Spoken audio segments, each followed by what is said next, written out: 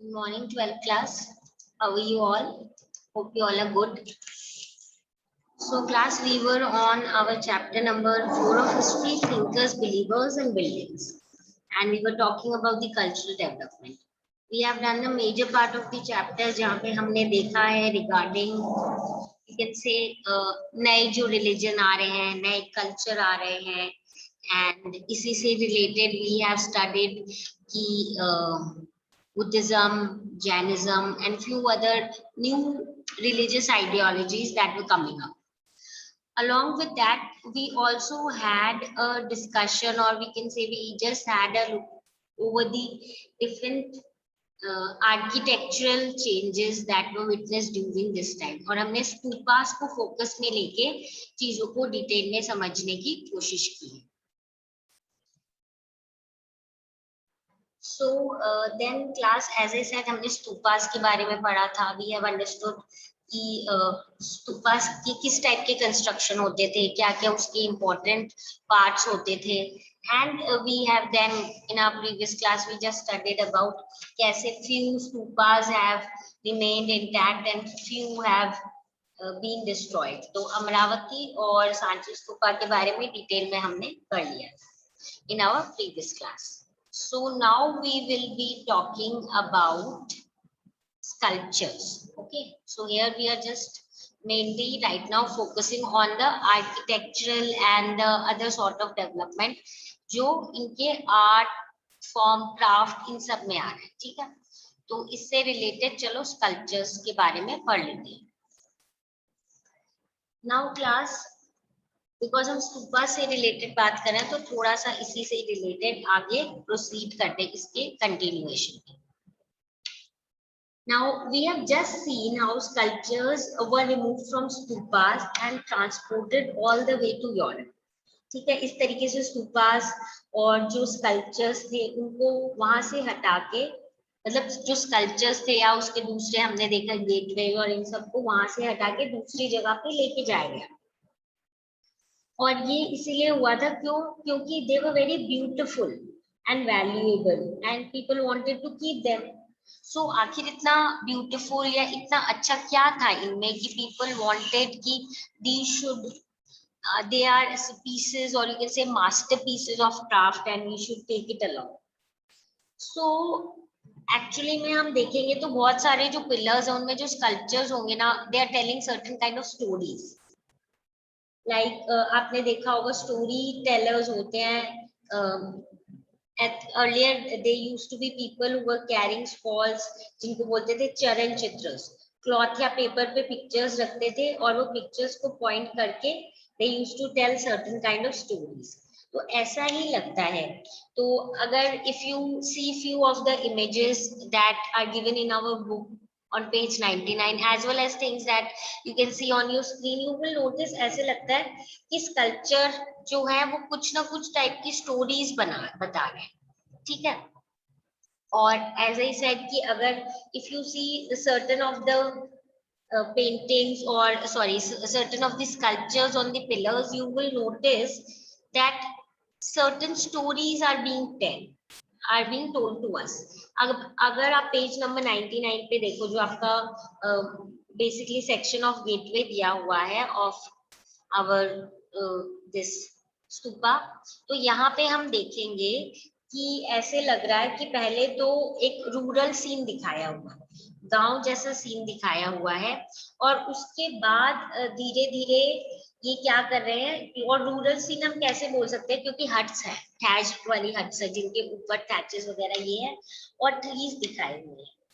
और कुछ लोग ये बोलते हैं कि ये रूरल प्रेडिक्शन है. बट जो आर्ट हिस्टोरियंस जब इसको ध्यान से पढ़ते हैं तो ये बोलते हैं ये एक्चुअली में एक सीन है फ्रॉम वन ऑफ द जातका स्टोरीज.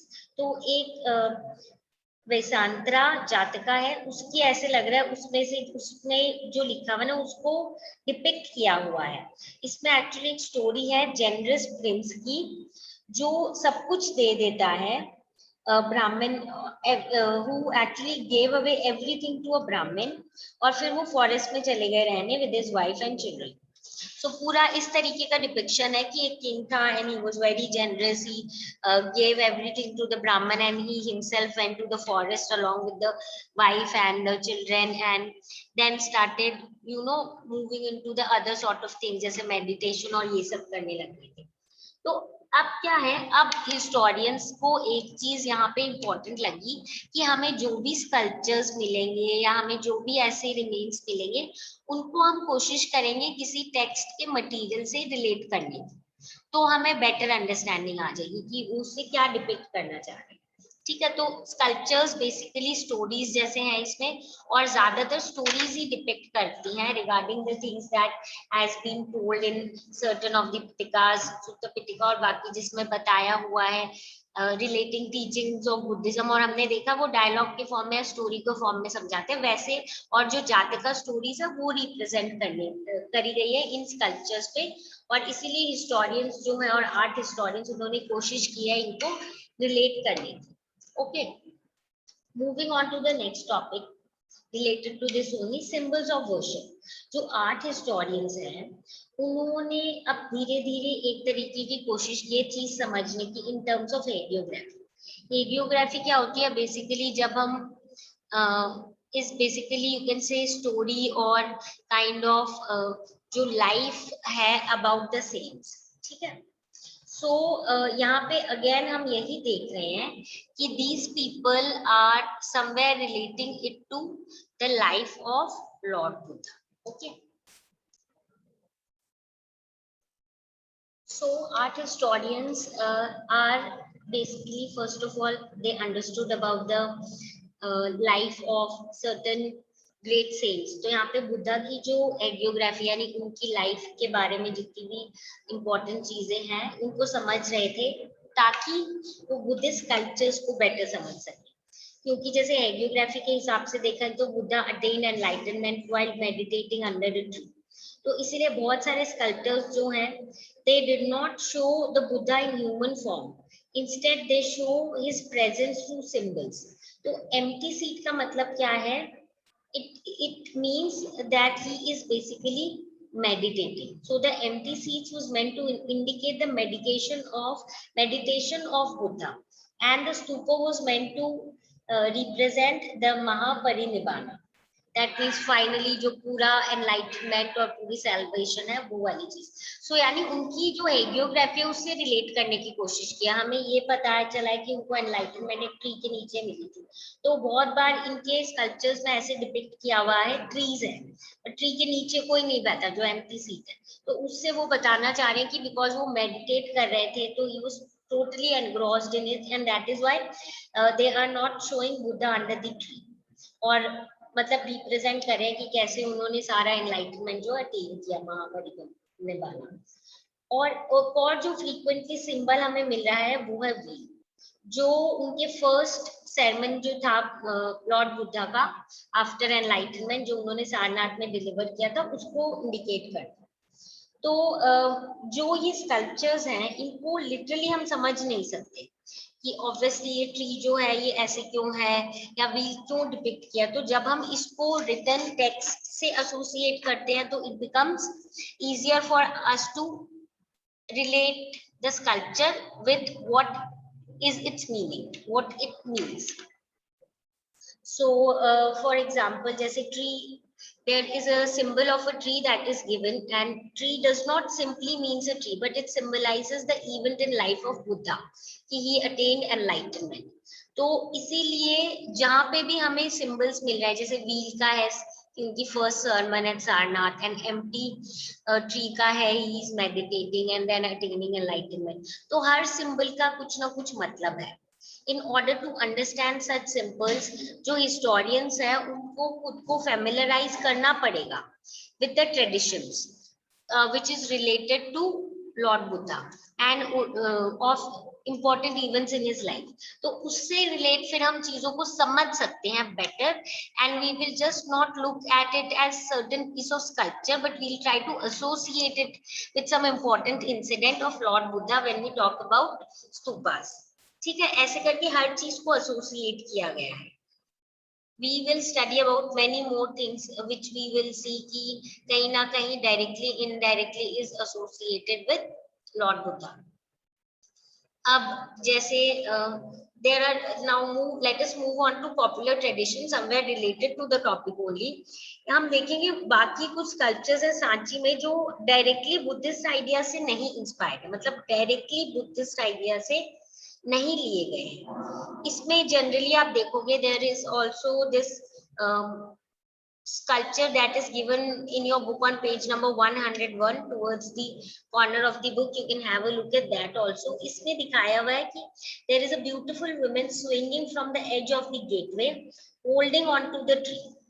तो पहले तो जो स्कॉलर्स थे ना they did not know कि आखिर इस इमेज का क्या मतलब है, क्योंकि बुद्धिस्ट टेक्स्ट के हिसाब से भी उसका कुछ इंपॉर्टेंस नहीं है, कोई मीनिंग नहीं है. तो why is this made towards the edge of the gateway पे क्यों बनाया हो? तो initially the scholars and the historians were thinking too much about it, आखिर क्या है, और समझ नहीं आ रहा था क्योंकि इसका तो कुछ renunciation से enlightenment से कुछ ऐसा associated है ही नहीं, हमारे पास कोई टेक्स्ट ही नहीं है जो ऐसा प्रूफ करे. बट फिर धीरे धीरे जब एग्जामिन किया गया, इसके ऊपर स्टडी की गई और कुछ दूसरे लिटरेरी ट्रेडिशन को समझा गया जो बुद्धिज्म से अलग थे, नॉट बुद्धिस्ट रिलीजियस टेक्स्ट या बुद्धिस्ट टेक्सुअल मैटर.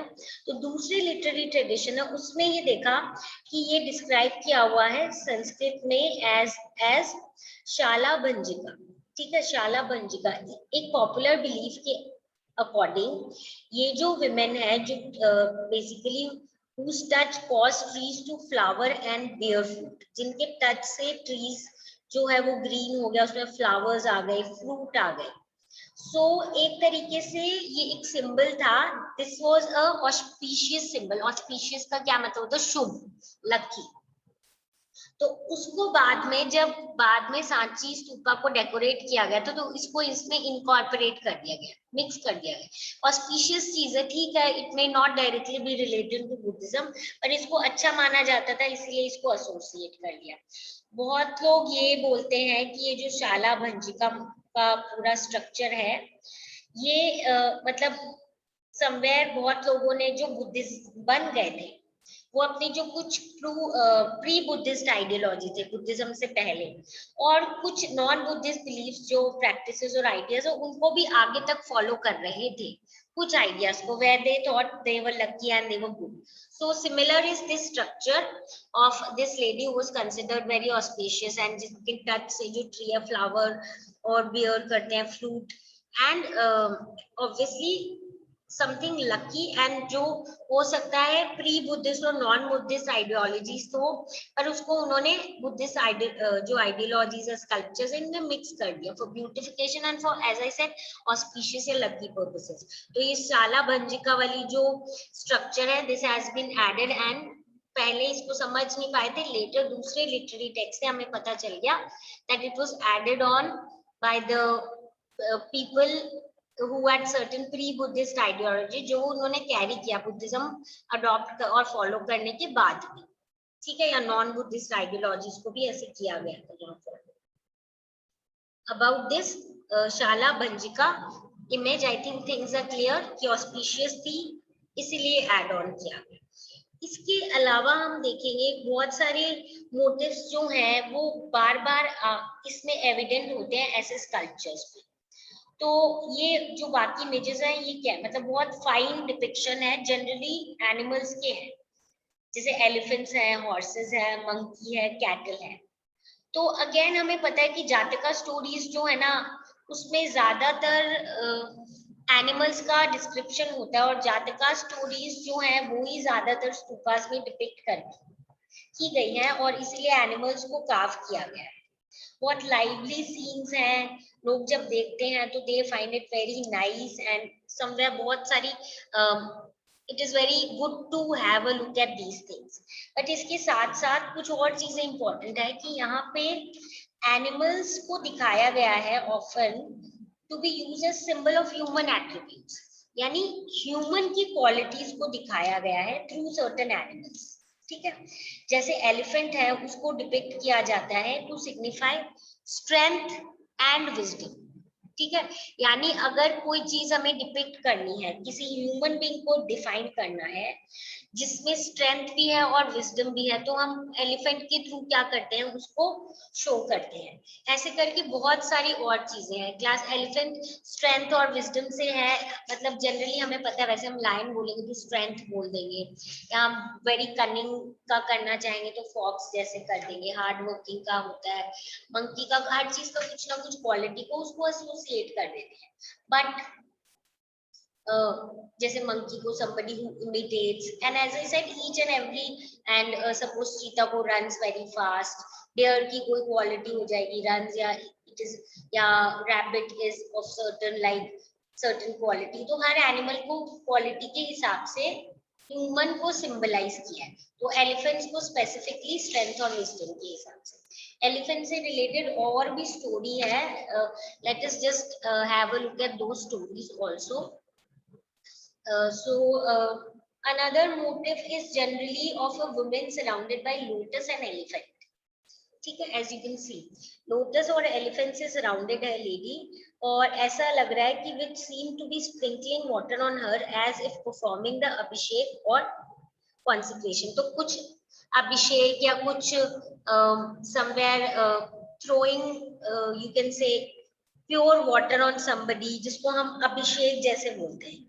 ठीक है, तो इस टाइप के ऐसा लगता है कि ये जो लेडी है इसके ऊपर क्या किया हुआ है, these lotus or elephant है which seem to sprinkling water on her as if they are performing abhishek and consecration। ठीक है, तो अगेन इसका क्या मतलब है ये भी देख लेंगे। ठीक है, एक जैसे रिलीजियस राइट है बेसिकली टू, जनरली जैसे क्रिश्चियन में वो बिशप वगैरह करते हैं सीक्रेट बनाने के लिए, declare that something is secret. तो कुछ हिस्टोरियंस बोलते हैं कि ये जो है ये माया है। माया कौन थी? Mother of Buddha. और अदर्स जो हैं वो इनको पॉपुलर गॉडेस से एसोसिएट करते हैं, गजलक्ष्मी से। गजलक्ष्मी क्या है? Goddess of good Fortune. हमें पता है Lakshmi is goddess of Fortune, goddess of money, goddess of wealth, goddess of prosperity, मतलब मनी एंड ऑल, है ना। तो गुड फॉर्च्यून यहाँ पे गजलक्ष्मी को एसोसिएट किया है एलिफेंट से। सो इट इज पॉसिबल कि डिवोटीज जो इन स्कल्पचर्स को देखते थे वो इसमें या तो माया और गजलक्ष्मी दोनों को देखते थे। ओके, तो यानी कि लेडी है जिनके ऊपर लोटस और एलिफेंट दिखाया हुआ है और उनका अभिषेक हो रहा है। और कुछ लोग बोलते हैं कि ये बुद्धा की मदर है माया, और कुछ लोग बोलते हैं कि ये गजलक्ष्मी है जो कि गुड फॉर्च्यून की गॉडेस है। ठीक है, लक्ष्मी भी नो फॉर्च्यून एंड गॉडेस है, और गज है तो एलिफेंट। ठीक है, तो मनी से रिलेटेड एंड वेल्थ से रिलेटेड। और कुछ लोग हैं जो इन स्कल्पचर्स में दोनों चीजों को आइडेंटिफाई करते हैं। Okay, along with this, if you notice, there is again one picture given in your book on page number 102 towards the bottom of the book, and towards the left hand, और अगर आप देखो it is also visible on the screen. Now this serpent which is found on several pillars, it seemed ये ऐसा लगता है किसी जो पॉपुलर ट्रेडिशन है वहां से आया है, जिसका हमारे पास प्रॉपर्ली लिटरेरी टेक्स्ट में अवेलेबल नहीं है रिकॉर्ड। तो इसीलिए one of the earliest art historians जो आए थे इंडिया में, जेम्स फर्ग्यूसन, इन्होंने बोला कि सांची जो है, he considered Sanchi to be centre of the tree and serpent worship. उन्होंने सोचा कि ट्री को सेंटर मान के सर्पेंट वर्शिप, जो सांप की पूजा करते हैं, वो है ये। बिकॉज इससे हमें क्या पता चलता है, because he was not at all familiar with Buddhist literature, और उनको बहुत चीजें जो हैं, क्योंकि तब तक ट्रांसलेट नहीं होती तो उनको पता ही नहीं था, तो वो सिर्फ इमेज के बेसिस पे क्या कर रहे थे, उसको इंटरप्रेट कर रहे थे, विच वाज टोटली रॉन्ग। तो इससे हमें पता चल जाता है कितना इंपॉर्टेंट हो गया था लिटरेरी पार्ट को, जो ये ट्रेडिशन है उनसे एसोसिएट करना, ताकि हमारी प्रॉपर और बेटर अंडरस्टैंडिंग हो about these things. Okay, and as I told you कि एलिफेंट का भी बहुत बार स्कल्पचर्स में हम देखेंगे आएगा, बहुत बार किया हुआ, क्योंकि एलिफेंट को बहुत बार लॉर्ड बुद्धा से खुद भी एसोसिएट किया गया है। मतलब strength, wisdom है, and there is a story associated towards when Buddha was just about to take birth. The mother saw in dream a white elephant who was basically taking rounds and presenting lotus to the womb, to the child that will be born, मतलब to telling that this child will be somebody very very great, remarkable person. तो वैसे भी associate किया, and elephant itself जो मतलब wisdom और strength से related है, तो उनको एसोसिएट करते हैं बुद्धिज्म के ट्रेडिशन से। बाकी और भी बहुत सारी चीजें हैं जिसको हम थ्रू लिटरेरी वर्क हम एसोसिएट करते हैं कि एनिमल को as symbol of human characteristics depict करते थे, as I have already told you about various animals. ठीक है, now this is one box that is given in your book on page number 102. We will just have a look at this also. Now you can see clearly also on your screen as well in your book on page number 102. While the stone sculpture survives the ravages of time and is therefore most easily available to the historians, other visual means of communication like paintings, etc., were also used in the past. Those that have survived are basically best on walls and caves, of which those are Ajanta in Maharashtra are the most famous. यानी mainly जो sculptures है वो survive हो जाते हैं, paintings वगैरह भी होती हैं, कुछ survive हो पाती है, but हम मोस्टली देखेंगे कि ज्यादा सर्वाइव होती है जो केव्स वगैरह में होती है, क्योंकि वो वहां पे प्रिजर्व हो जाती है और वहां पे स्टे कर जाती है। तो इनमें से सबसे फेमस अपनी अजंता वाली है महाराष्ट्र में, और ये वाली अगर आप पेंटिंग देखो तो ये अजंता में भी जातिका की स्टोरीज ही डिपिक्ट करती हैं। These include depiction of country courtly life, मतलब जो महल वगैरह होते थे उसमें कोर्ट में प्रोसीजर्स कैसे चलते थे राजा के किंगडम में, पूरा पैलेसेस में, एंड कोर्ट की कैसे डीलिंग होती थी, प्रोसेशंस कैसे होते थे, मेन और विमेन काम कैसे करते थे, फेस्टिवल से रिलेटेड, जनरल लाइफ से रिलेटेड, उनकी सारी फेस्टिविटी सारी चीजों से रिलेटेड। तो इसीलिए they tell us lot about that time period. Artist जो है they used the technique of shading to give a 3 dimensional quality. तो यहाँ पे हम देखेंगे जो आर्टिस्ट है ना उन्होंने शेडिंग इस टाइप से यूज किया है कि ऐसे लगता है 3D इफेक्ट है। 3D इफेक्ट मतलब it seems like the paintings are real. तो ये क्लियरली ऐसे इस बहुत अच्छी तरीके से इन्होंने पेंटिंग्स बनाई थी।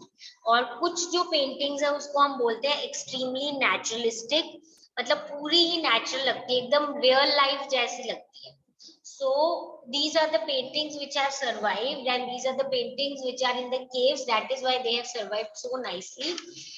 Rest इसके अलावा sculptures, कुछ पेंटिंग और आर्ट के फॉर्म में करें तो ये जो केव्स में हमें पेंटिंग्स मिली है ये हमें बहुत कुछ बताती है अबाउट दैट टाइम पीरियड। जैसे कि मैंने बोला कोर्ट से रिलेटेड लाइफ, लोग कैसे रहते थे, फेस्टिवल्स कैसे होते थे, और लोगों की डेली लाइफ क्या थी, और कोर्ट में पूरा प्रोसीजर कैसे चलता था, सारे डिसीजंस कैसे लिए थे। जैसे आप देख सकते हो राजा बैठे उनके अराउंड कैसे लोग बैठते थे, ministers and all these things. So अपने को डायरेक्टली इनडायरेक्टली इन सब चीजों से भी बहुत इम्पोर्टेंट इंफॉर्मेशन मिलती है रिगार्डिंग हिस्ट्री।